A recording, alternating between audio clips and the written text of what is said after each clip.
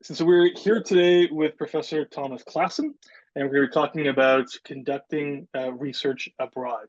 So I wonder if you could introduce yourself for us. Yes, so I'm Tom Klassen. I'm a professor in the School of Public Policy and Administration at York, but I've taught in several other departments at the university, the Schulich School of Business and the Department uh, of Politics as well. And you've done a substantial amount of research outside of Canada. I have done a substantial amount of research in Europe, Asia, those two parts of the world especially. And I must say, when I think back, it's always been just a wonderful experience. Excellent. So how could a student best prepare themselves for doing field work in a different country?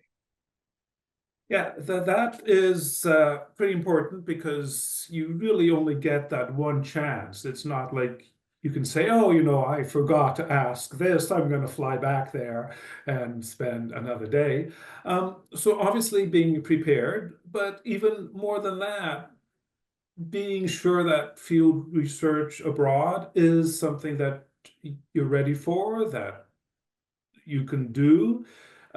Maybe if you say, well, it's a bit too much, do some field research closer to home in another province and get your feet wet, as opposed to saying, well, my first field research ever is going to be in some other continent. Um, Certainly doing some basic research, but also being on top of what's going on in that part of the world. So keeping up with the political, economic situation, um, being open because it won't go the way that you think it's going to go. That's research, period, but it's especially research, field research in another part of the world. Expect problems, they're going to happen. Um, and I think just uh, it's important to have the interpersonal skills if you're a very shy person. Well, doing research as your first attempt is just going to take more effort and preparation than if you're a super extrovert and you can speak to anybody anytime. Perfect. And what are the best ways to make connections with potential research subjects locally when you are so far away to begin with? Well, that is probably the biggest problem with doing field research somewhere else is you're not there.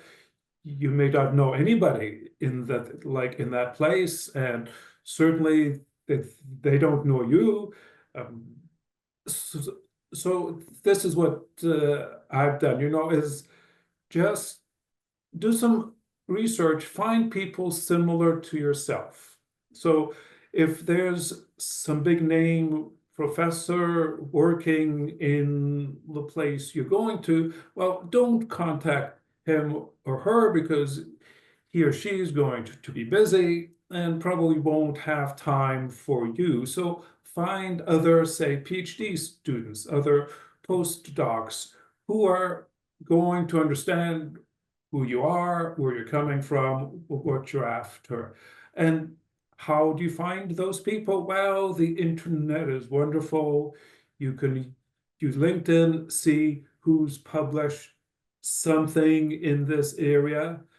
But yeah, I think aim at other people of your same level in the academic world, and they'll be happy to help you. But expect that they'll probably want something from you as well. It's going to be a reciprocal arrangement. You can't ask them, hey, I'm coming.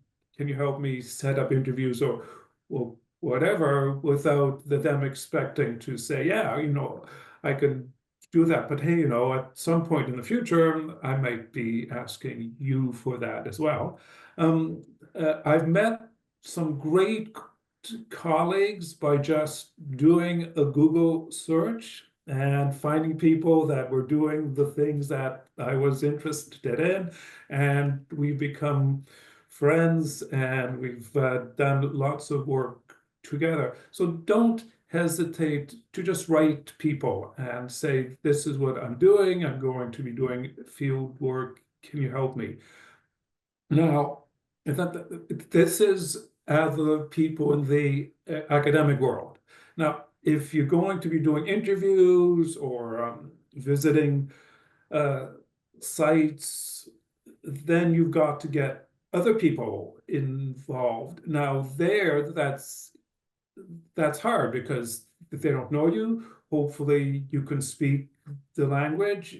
If not, then that's one other step. But my suggestion is to find retired individuals, whether they be officials in government or in whatever area that you're doing research. If you can find retired folks, they'll have more time, they can speak off the record, they won't have the same constraints as if you're trying to do interviews with somebody employed in the government, for example. It's going to take time, and you may get frustrated and you're saying, well, I spent weeks trying to get this particular person or this particular agency to agree. And I think that's just how it works. And failing all that, the strategy I do is I just show up. It's really hard for anybody to say no if you show up and you say, no, I just flew in from Canada, I'm doing this, I've come to see you, here I am. They're not going to say, get out. They're going to say, hey, well, you are really, really keen on this. Yeah, I'm going to help you. Perfect. And how can students make sure that they're capturing the political, cultural, societal, or economic context of a country accurately in their research? You won't do it as perfectly as you might like.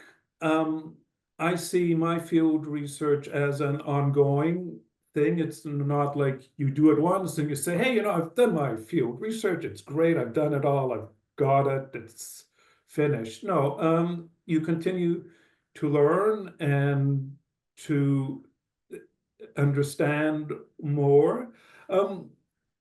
Be realistic at the start, especially if this is the first time you're going to a particular country or province. Say you're doing field research in Quebec, for example, or even city.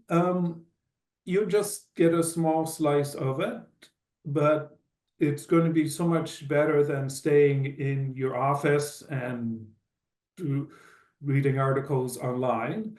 I take pictures because often that then helps me to remember 6 months later, 2 years later, oh, this is what I saw. Oh, this was the person I interviewed. Keeping a good network going is important. So once you meet people, don't see that as the only time you'll ever interact with them. Hopefully you'll go back, or they'll come see you, or you work together in a project. But yeah, it isn't a one-shot kind of activity. Excellent. Well, thank you so much for joining us today. I appreciate it. Great, thank you.